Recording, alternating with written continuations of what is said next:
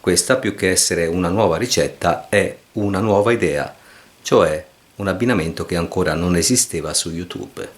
Una preparazione semplicissima che chiunque può fare in poco tempo. Questa ricetta inoltre si propone di essere la più veloce di YouTube. Per fare gli involtini di crema pasticcera servono solo 2 ingredienti: crema pasticcera, che chiunque sa fare, e fogli di riso, reperibili ovunque. I fogli di riso sono molto famosi per gli involtini primavera. Sono in realtà molto eclettici e si prestano a ogni tipo di preparazione, dolce o salata. Una volta seguita la procedura indicata sulla confezione per ammollarli, ci si va a arrotolare dentro la crema pasticcera e si vanno poi a infilare in forno gli involtini.